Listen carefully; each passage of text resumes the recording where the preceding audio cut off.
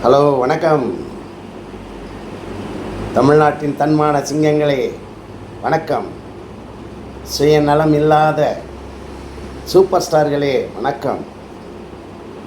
பொது நலம் மிக்க புண்ணியவான்களே, வணக்கம். மற்றும் பொதுமக்களே, உங்கள் அனைவருக்கும் வணக்கம். என்னடா பெரிய வணக்கம் போடுறான், யாரா இவன்னு பார்க்குறீங்களா? நான் தான் உங்கள் கடுவழி இமாச்சல ரூபன். என் பெயர்.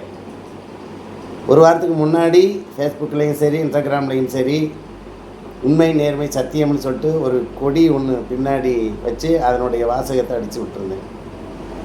அது அடியன் ஆரம்பித்த கட்சி.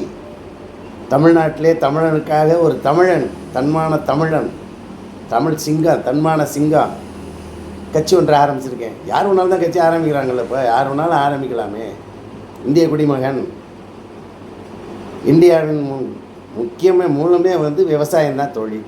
ஆனால் அதெல்லாம் அழிச்சிட்டு எல்லாத்தையும் உங்கள்கிட்ட கட்டிட்டாங்க. இருந்தாலும் விவசாய குடும்பத்தில் வந்தவன் ஒரு தமிழன், தமிழன், ஒரிஜினல் தமிழன், பூமியின் மைந்தன், பூமி புத்திரன். ஒரு கட்சி ஆரம்பிப்பான் அப்படின்ட்டு ஒரு சிந்தனை வந்துச்சு. தமிழர்களுக்காக,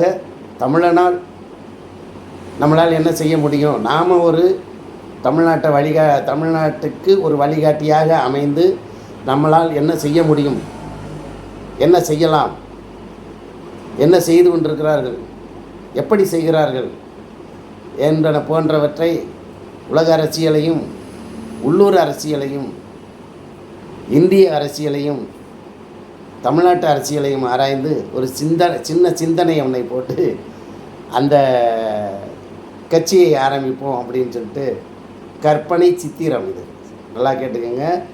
சிந்தனை, தனி மனித சிந்தனை, கற்பனை சித்திரம் திரை காவியமாக தயாரிப்பதற்காக இதை தயாரிப்பேன். அதில் தமிழ்நாட்டிற்காக ஒரு தமிழன் முதலமைச்சராக, வழிகாட்டியாக அமைந்தால் எப்படி இருக்கும் அப்படிங்கிறத தான் அதனுடைய. எப்படி இருக்கும்? இவ்வளவு காலமும் அரசியலமைப்பு சட்டம் என்று ஒன்றை ஆரம்பித்து தனக்கு சாதகமாகவே பயன்படுத்தி கட்டங்கட்டமாக அந்த சட்டங்களை திருத்தம் செய்து திராவிட கட்சிகள் ஆட்சி நடத்தி கொண்டிருக்கிறார்கள். அதான் உண்மை. சட்டம், அரசியலமைப்பு சட்டம் என்று ஒன்று ஆரம்பித்த காலத்தில் இருந்து இதுவரைக்கும் திராவிட கட்சிகள் தான் ஆட்சி நடத்துது. தமிழ் மக்களுக்கு ஏதாவது முன்னேற்றம் இருக்கா? தமிழர்கள் ஏதாவது முன்னேறி இருக்கிறீர்களா? எங்கெங்கோ இருந்து வர்ற மாநிலத்தவர்கள், மற்ற மாநிலத்தவர்கள் எப்படி இருக்கிறார்கள்? நம் தமிழ் மக்கள், விவசாயிகள் எப்படி என்ன பாடுபட்டு கொண்டிருக்கிறீர்கள்? நம் மண், தமிழ் மண், விவசாய மண், விவசாய பூமி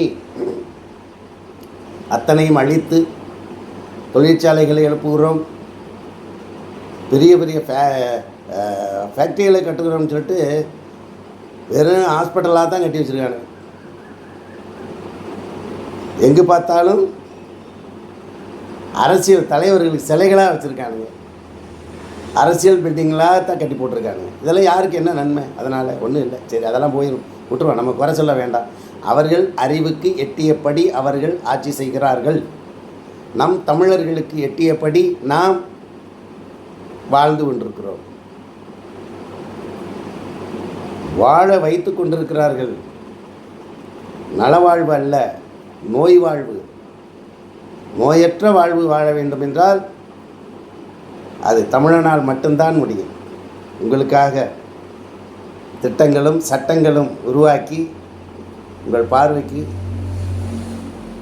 கொண்டு வந்திருக்கேன், வெளிப்படுத்துகிறேன், செயல்படுத்துகிறேன். பார்ப்போம், கேட்போம், அதன் வழி நடப்போம், மாறுவோம், திராவிட கட்சிகளை அழித்து மாற்றுவோம். நாம் முதல்ல மாறுவோம். எப்படி மாறணும் சொல்கிறேன் அடுத்தது.